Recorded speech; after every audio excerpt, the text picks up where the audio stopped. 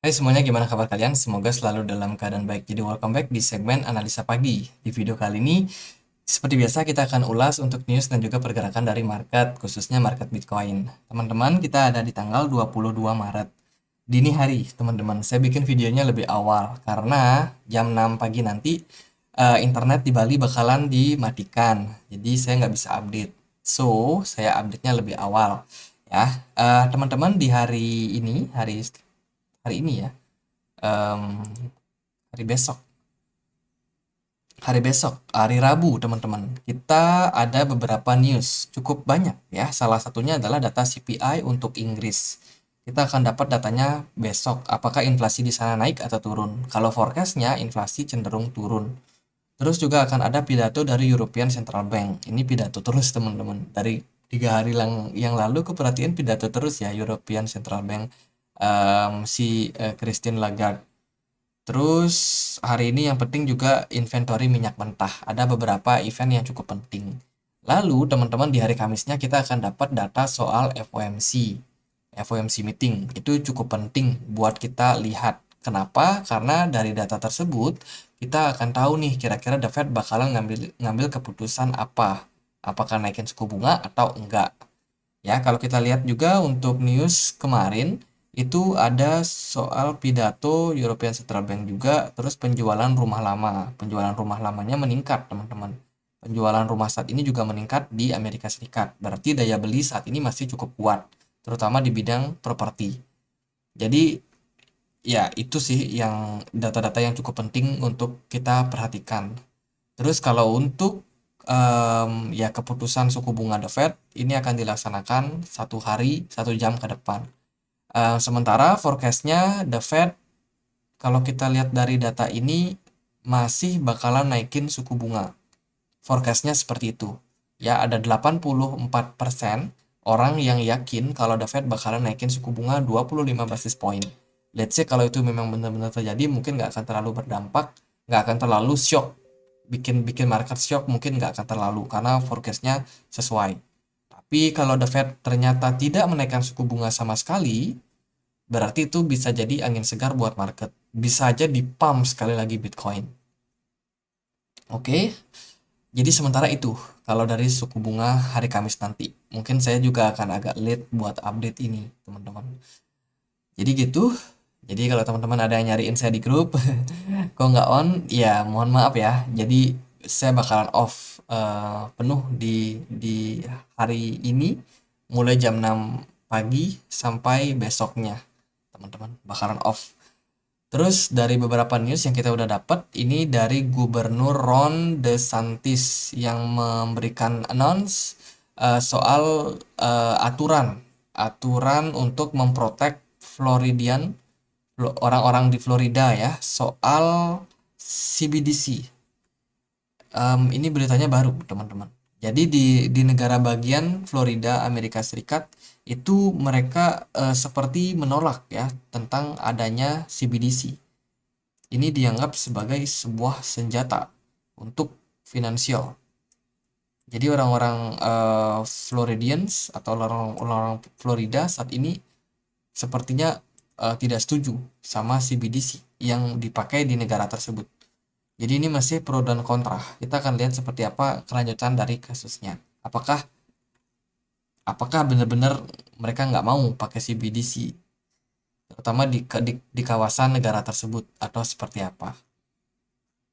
Oke, itu dari berita yang baru. Terus ini berita dari dengan adanya crypto event ya, event crypto having a great week. Nah, meskipun crypto itu mengalami minggu yang baik, minggu yang luar biasa, tapi dari beberapa diskusi ternyata saat ini sentimen negatif itu cenderung berubah menjadi sentimen positif, teman-teman. Oh, sorry, lebih penting kata kunci sentimen negatif menutup celah kata kunci positif. Berarti kondisi saat ini itu masih dalam posisi FUD ya, di mana market sentimennya masih negatif dan sentimen positifnya itu nggak terlalu mendominasi. Ini disebabkan karena mungkin masalah-masalah perbankan yang kemarin kita tahu ya, ada beberapa perbankan yang mengalami masalah, dan sekarang ini market pada ketakutan. Sentimen positif kalau kita lihat dari data ini menunjukkan tren penurunan. Ya, negatif sentimen pun juga mengalami penurunan. Jadi sama-sama turun. Tapi Bitcoin justru naik karena memang likuidasi yang ada di market cenderung banyak. Oke, jadi itu beberapa data yang mungkin kita bisa untuk temukan untuk sekarang. Lalu Bitcoin gimana? Bitcoin kembali naik, guys. Naik ke 28.200 ya. Pergerakan Bitcoin sangat impulsif dalam tren penguatan. Di samping itu kalau kita perhatikan juga dari posisi DXY, indeks dolar juga mengalami tren koreksi atau penurunan. Emas juga ini banyak yang buang barang di emas. Emas dapat tekanan jual yang cukup tinggi, hampir 2%. Sementara S&P 500 agak sedikit menguat. Bitcoin justru menguat. Jadi dari data ini menunjukkan bahwa market ini pada buang emas. Buang emas masuk ke saham, masuk ke kripto. Sementara itu bank sentral beberapa negara juga masih menambah likuidasi dengan printing money, sehingga ini menyebabkan likuidasi di market makin banjir. Dari beberapa data juga hari ini posisi daripada BTC Dominance mengalami penurunan, udah drop sekitar 3%. Ini dapat momentum tadi untuk altcoin buat naik. Kalau kita perhatikan juga altcoin seperti XRP naik sangat signifikan, bahkan masih berlangsung. Terus Ethereum juga naik hampir 5%. Shiba Inu juga naik. Jadi itu sih beberapa koin yang naik. Bitcoin juga masih dalam posisi yang naik, tapi naiknya sedikit, teman-teman. Nah, sekarang Bitcoin mau kemana? Oke, di tanggal 22 ini, tadi kita udah bahas ya beberapa sentimen yang mungkin teman-teman bisa perhatikan untuk hari ini, yaitu ya seperti data CPI untuk Inggris. Ini akan berdampak sama mereka punya dolar, ya. Pound sterling mempengaruhi dolar. Terus juga akan ada indeks harga produsen atau data PPI untuk Inggris. Ini juga bisa berdampak, teman-teman, karena dua data ini adalah data inflasi. Terus ya penjualan inventory minyak mentah ya mungkin nggak akan terlalu berpengaruh lah. FOMC yang penting, teman-teman. Nah, karena data-data tersebut sepertinya masih misterius, kalau menurut saya sih mendingan masih dalam posisi wait and see. Karena so far sih Bitcoin masih bergerak dalam sideways, dalam trend sideways di 3 hari terakhir. Nggak terlalu ada pergerakan yang sangat impulsif. Bitcoin seperti wait and see. Ini market mau kemana? Kita juga masih belum bisa memastikannya. Dari segi volume perdagangan cenderung stabil dalam beberapa waktu, meskipun sedikit menurun. Kalau dari pergerakan smart money, muncullah. Nah, ini smart money udah muncul ya. Smart money masih cukup banyak di market menurut saya, dan masih cukup menarik ke depannya seperti apa. Jadi nggak perlu khawatir, bisa naik, bisa turun. Tergantung nanti seperti apa data-data ekonomi tersebut. Nah, yang paling aku wanti-wanti sih dari RSI ya. Beberapa video kita juga udah sempat bahas. RSI-nya terus turun, teman-teman. Ini menunjukkan terjadi bearish divergence atau tanda-tanda penurunan, tanda-tanda koreksi yang bakalan terjadi. Tapi sekali lagi aku tekankan, meskipun RSI-nya turun bukan berarti Bitcoin bakalan langsung drop. Kita masih membuka peluang untuk Bitcoin bisa naik setidaknya ke 30.000. Jadi hati-hati, teman-teman. Teman-teman ada yang FOMO sekarang, wah pasang short.